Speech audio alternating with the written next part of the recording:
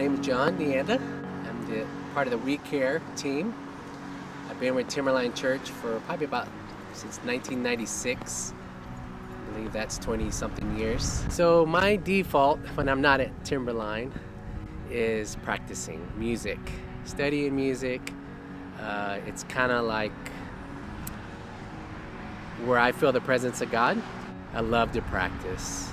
I like that quote in 𝗪𝗪cie 𝘀𝗿 of I feel the presence of God when I run.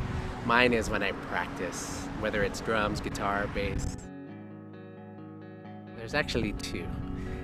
The first one I was trying to decide, but it would have to be Matthew 8, where the Roman officer comes to Jesus and has a servant who is paralyzed. And I think Luke 7, it says also that it's life-threatening, like he's gonna die. And he reaches out to Jesus to heal him. So Jesus agrees to go with him, and he says, I'm too humbled to have you come to my home. I am a man of authority. So I am too a man of authority who's under authority and over others. And he mentioned that if you just say the word, he will be done. He will be healed. And Jesus was astonished.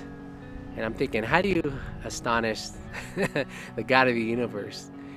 But not only that, he turns around to his followers and he says, never have I seen this great of faith in all of Israel. So that's pretty neat. I think of that as a funny thing, because what was the expression of Jesus when he says that? Like what? So that would be the one. And then the number two would be Eutychus in Acts 20, who is the guy who's in the window listening to Paul preaching the day before he has to leave. So he's up till midnight preaching.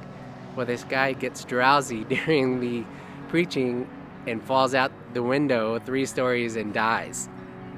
So then they all run down there. Paul asks the Lord to heal him. He does.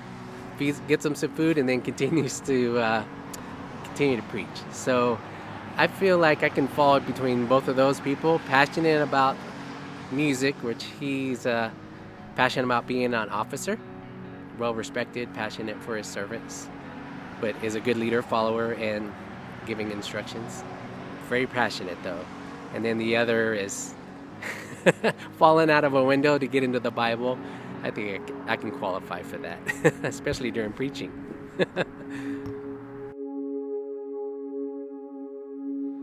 So we're at City Park in Fort Collins, and that's really special to me because I believe it was 33 years ago. I came here when I was a new Christian, struggling, giving my life to Christ. 6 months later, I'm struggling with this passion in me of music.